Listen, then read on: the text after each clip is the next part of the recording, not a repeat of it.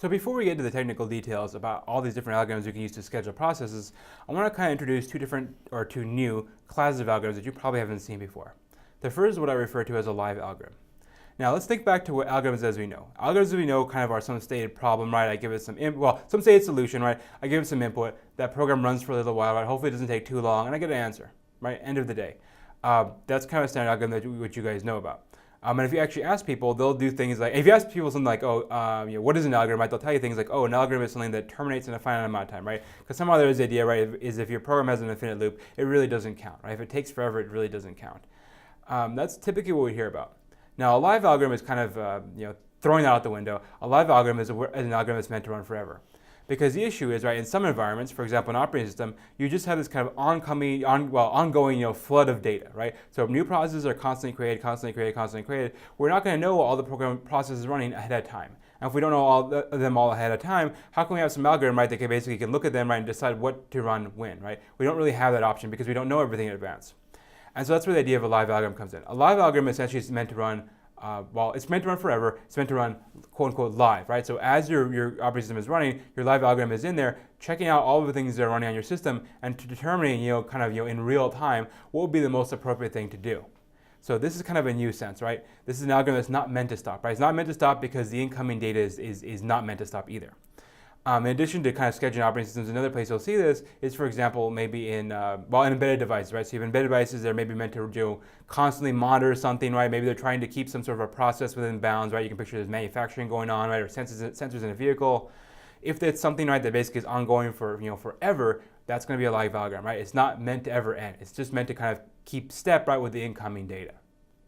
Okay, so bringing it back to processes, what we're going to find out, right, when we go look at these things is that there are basically two classes of algorithms, or two classes of scheduling algorithms, either live algorithms or what I typically would call offline algorithms. So normally you just call them algorithms, period, right? That's what you guys are used to. But for here, just to draw a distinction, I'll usually use the term offline, right? So offline algorithms versus live algorithms. And so our scheduling algorithms that we'll look at basically fall into those two categories. Either are they live or are they offline. Now these categories really are kind of distinct because they're solving different problems, right? An offline algorithm is only meant to solve the problem where I know all my processes ahead of time. So maybe that could be something like a server environment where I have all these jobs submitted by the users and I know, oh hey, overnight all these things are going to run, so I need to schedule them. That's fine. But then if I have a user environment, right, where the person's constantly creating processes, then I'm going to need something like a live algorithm. And there it's not really negotiable, right? I can't somehow force an offline algorithm to work there. So these things are kind of, fundamentally different, right? Do we know everything ahead of time or do we not know everything ahead of time, right? Based on the information available to us, we need to pick. Do we want a live algorithm or do we want an offline algorithm? One quick note before we move on. Up there you'll see I have a note about streaming algorithms. That's kind of a separate idea. A streaming algorithm is basically an algorithm where I don't really have enough memory to load the entire data set into memory at the same time. And so I'm forced to work on that data basically piece by piece. And so that's what's referred to as a streaming algorithm. So a little bit different. It's about having not enough memory versus too much data. The second type of algorithm I want to introduce is the idea of a greedy algorithm. So a greedy algorithm is somehow the idea of, I have some inputs, right? I need to basically make choices, based on what the inputs are that I see. And sometimes, right, I kind of need to look at, all my inputs, right? Every single, piece of information in my input, right? And then from there I can compute the optimal solution, right? That's kind of typically how algorithm works, right? It's like if I'm doing a sorting array, I'm trying to sort all the elements in there, and I need to go and basically look at every element, right, and maybe do something like bring the biggest one forward, right, if I'm doing something like a selection sort. That's typically how algorithms work, right? They look at all the data, right, that's offered to them at the beginning of it. The greedy approach is a little bit different. What the greedy approach is saying is that instead of looking at all of our data at the same time, what we can do is only look at part of it and look at maybe something that's kind of immediate, right? So maybe look at the first few data points, and then from that we'd actually be able to make a decision, right? So I'll make a decision just based on kind of what do I see locally. And somehow, right, the hope and the dream of the greedy algorithm is if I do that, right, well, first of all, hopefully it's more efficient, right? Rather than having to look at all my data at once, a greedy algorithm is only looking at kind of a few steps ahead. And it's hopefully using some sort of a rule basically to choose the best among those. Usually there's some sort of a heuristic behind the scenes that's letting the greedy algorithm choose what to do next. And so the hope is, right, the greedy algorithm does it again and again and again and again, right, as it kind of moves through and it solves the entire problem. And so the hope is, right, if I do that, well, at the end of the day, the solution produced by the greedy algorithm, I get to it rather quickly, and it actually is an efficient one or an optimal one.